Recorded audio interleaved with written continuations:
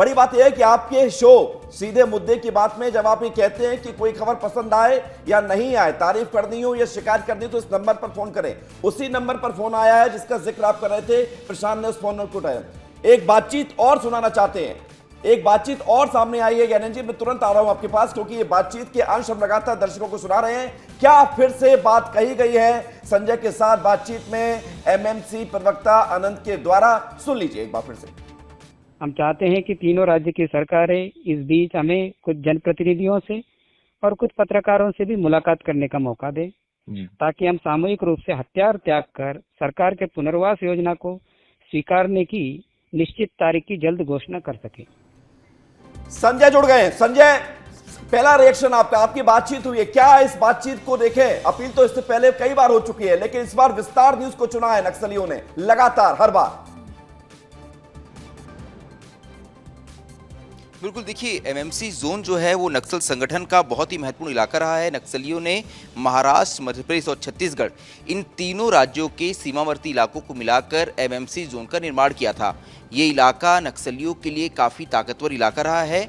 ऐसे में यहाँ के नक्सलियों ने, क्योंकि लगातार देखिए जो घटनाक्रम चल रहा है, नक्सल संगठन को लगातार जो नुकसान हो रहा है, और इसके बाद नंबला केशव राव जो नक्सली संगठन के महासचिव थे, उनके मौत के बाद क्योंकि नक्सल संगठन दो गुटों में बढ़ता हुआ नजर आ रहा था।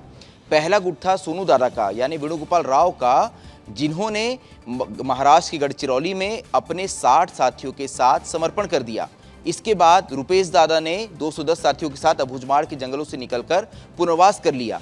ऐसे में नक्सल संगठन के एमएमसी इलाके के नक्सली भी अब चाहते हैं कि वो भी अपने हथियार नीचे रख दें और देश और दुनिया में बदली हुई परिस्थिति के आधार पर वो भी अपने हथियार रख मुख्यधारा में शामिल होना चाहते हैं। और इसके लिए ये संदेश सरकार तक, ये संदेश फोर्स तक, ये संदेश अपने उन साथियों तक पहुंचाने के लिए जिनसे वो संपर्क नहीं कर पा रहे हैं, उन्होंने विस्तार न्यूज़ को चुना है। मेरे पास पहले हमारे ऑफिस के नंबर पर, जो नंबर हमारे ज्ञानंद सर के शो में पब्लिश किया जाता है, उस नंबर पर पहले कॉल आता है एमएमसी के प्रवक्ता अनंत का। अनंत उनसे मेरा नंबर मांगते हैं, इसके बाद उनका कॉल मेरे नंबर पे आता है। मैंने उन्हें कहा कि मेरे फ़ोन में रिकॉर्डिंग नहीं है, मैं अपने फ़ोन पे रिकॉर्डिंग ऑन कर आपको कॉल करता हूं, ताकि आप अपना संदेश एक बार रिकॉर्ड कर पाएँ और वो संदेश हम देश, दुनिया, जनता तक पहुंचा पाएँ, सरकार तक पहुंचा पाएँ, और इसके बाद आपके उन साथियों तक पहुंचा पाएँ जो अभी भी जंगलों के अंदर हैं, जिन तक ये संदेश नहीं पहुंचा है कि अब हथियार डालने का समय आ गया है। ये कारण इसका ये है कि नक्सल संगठन फिलहाल जो है वो बिखरा हुआ है, आपस में कम्युनिकेट नहीं कर पा रहा है। यही वजह है कि नक्सल प्रवक्ता अनंत ने विस्तार न्यूज़ के जरिए कहा है कि आप ये संदेश हमारे बाकी साथियों तक पहुंचा दें।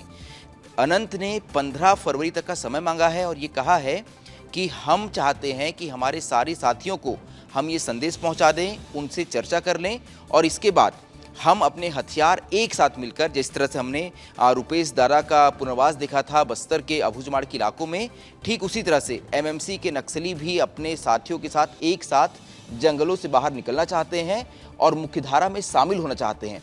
इस दौरान उन्होंने ये अपील की है कि सरकार और फोर्स अपने ऑपरेशन इस दौरान रोक दें। साथ ही उन्होंने अपने साथियों से भी अपील की है कि इस दौरान किसी भी तरह की हिंसक गतिविधि में वो शामिल ना रहें। यही वजह है कि एक बहुत ही साफ संदेश अनंत ने दिया है कि हम इस बीच, इस दौरान किसी भी तरह की हिंसक घटना को अंजाम नहीं देंगे। हम अपनी ओर से हथियार नीचे रख रहे हैं। हम सरकार से अपील करते हैं, हम सरकार से विनती करते हैं, तीनों राज्यों के मुख्यमंत्री से विनती करते हैं कि विस्तार न्यूज़ के माध्यम से ये संदेश उन तक पहुंचे कि हम अपने हथियार नीचे रख रहे हैं। यही बड़ी बात है, हमें समय देते यही हैं, बड़ी बात तो है, हम पॉइंट टू बी हाईलाइटेड। तीनों सरकारों से से ये अपील की जा रही है और विस्तार न्यूज के माध्यम से ये अपील की जा रही है। संजय, विस्तार न्यूज को ही क्यों चुना है नक्सलियों से? आपने उनसे बातचीत की, आपको क्या समझ आया विस्तार न्यूज पर? ये विश्वसनीयता क्यों? जंगल के बीच जाकर उन्होंने पहले अपने व्हाट्सएप कॉल से वहां के एसपी से उनकी बात कराई और उन्हें वापस वो सुरक्षित लेकर आए गरियाबंद मुख्यालय तक। तो एक बार फिर से विस्तार न्यूज़ के माध्यम से ये नक्सली चाहते हैं कि खून खराबा बहुत हो गया, अब वक्त आ गया है हथियार नीचे रखने का, शांति की राह पे आगे बढ़ने का। यही वजह है कि उन्होंने एक बार फिर से विस्तार न्यूज़ को चुना है और विस्तार न्यूज़ के माध्यम से उन्होंने कहा है कि हम हथियार नीचे रखना चाहते हैं और इसके लिए हमें कुछ वक्त चाहिए। आप सरकार तक हमारे ये संदेश पहुंचा दीजिए, साथ ही आप ये संदेश बाकी माध्यमों से, क्योंकि नक्सली संगठन के पास इकलौता संपर्क का साधन होता है रेडियो। ऐसे वो चाहते हैं कि रेडियो के माध्यम से ये संदेश सरकार भी चलाए। ये संदेश सरकार इसलिए चलाए ताकि जो एमएमसी जोन में सक्रिय नक्सली हैं उन तक ये संदेश पहुंचे और सारे नक्सली एक जगह इकट्ठा होकर ये बातचीत कर पाएं और कुछ ऐसा माहौल बने जैसा माहौल हमने बीते 16 अक्टूबर को देखा था अबूझमाड़ के जंगलों में, जब वहां रुपेश दादा के नेतृत्व में 210 नक्सली अबूझमाड़ उत्तर बस्तर के इलाके से एकत्र होते हैं और अपने हथियार डालने के लिए जंगलों से बाहर निकलते हैं। तो बिल्कुल इसी तरह का कुछ संदेश जो है फिलहाल कहा गया है बस्तर में अनंत के द्वारा।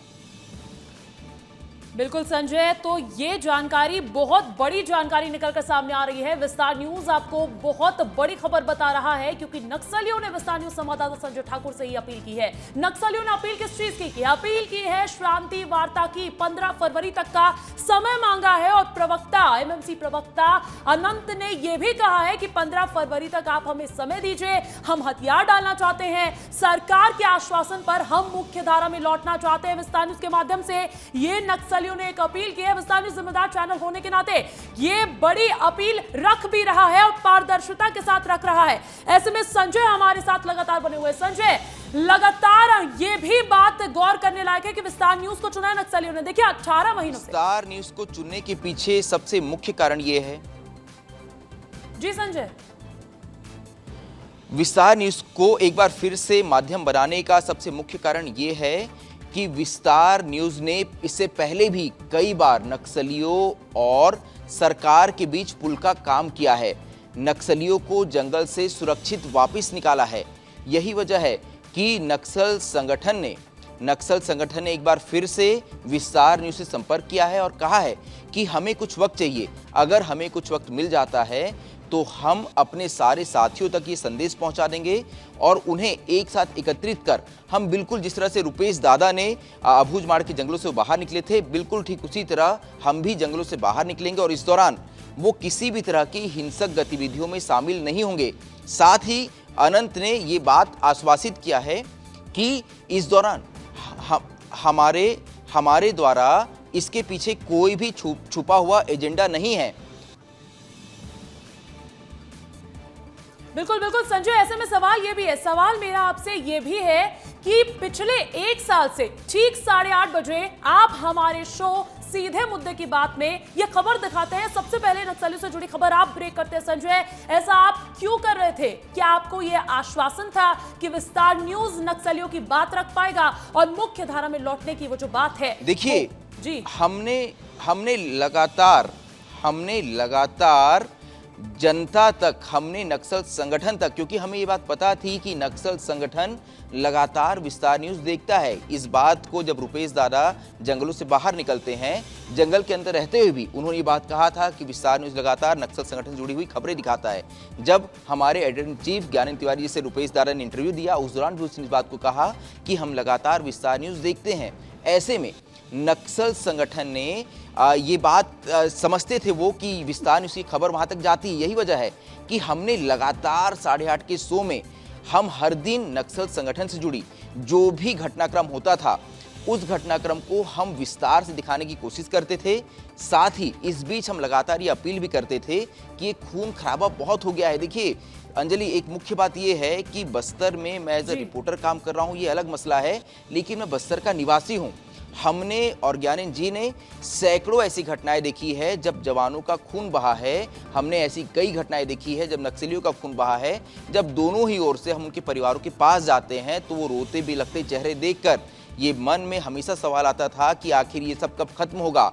आज जब ये सब खत्म होने के कगार पे है, आज जब एक ऐसी राह निकल रही है जो राह बस्तर में रुपेश दादा और सोनू दादा के जरिए निकली। संजय, आप भरोसे का प्रतीक है और विस्तार न्यूज भरोसे की इमारत और ज्ञानेंद्र तिवारी जी उस भरोसे की नींव है जिससे आज पूरा ये पिलर बनकर तैयार हो गया है। और नक्सलियों को अगर लग रहा है कि हमारी बात कोई सरकार तक पहुंचा सकता है तो वो विस्तार न्यूज है।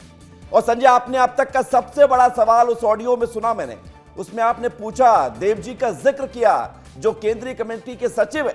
देव जी, क्या उनके इशारे पर ये सरेंडर की या पुनर्वास की या ये अपील की जा रही है शांति वार्ता की? क्या था वो किस्सा देव जी वाला फोन पर जो आप बातचीत कर रहे थे? बिल्कुल विवेक,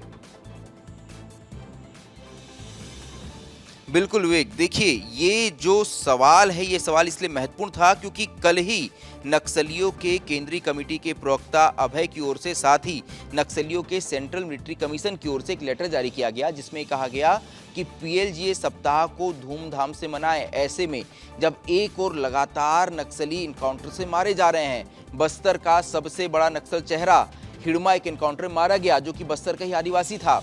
ऐसे में अगर एक और नक्सल संगठन ये कहता है कि हम इस पूरे पीएलजीए सप्ताह को सेलिब्रेट करें, तो सोचिए ये कितने दुख की बात है। यही वजह है कि कल हमने 8 के शो में इस बात को बहुत विस्तार से बताया कि अब तो नक्सल संगठन को सचेत हो जाना चाहिए। फिलहाल एक दिक्कत यह है कि नक्सल संगठन जब 2 गुटों में बटा, एक गुट था सोनू दादा का, दूसरा गुट था देवजी का। देवजी गुट चाहता था कि ये हथियारबंद संघर्ष जारी रहे, लेकिन जब देवजी गुट का सबसे बड़ा कमांडर हिड़मा मारा गया तो हमने ये सवाल पूछा कि आपकी इस जिद के चलते देखिए बस्तर के कितने आदिवासी, बस्तर कितने लाल जो हैं, बस्तर कितने लड़के मारे जा रहे हैं। यही वजह है कि हमने ये सवाल। बिल्कुल संजय, बिल्कुल एक बार फिर से सुनवाते हैं आपकी वो खास बातचीत नक्सली प्रवक्ता से।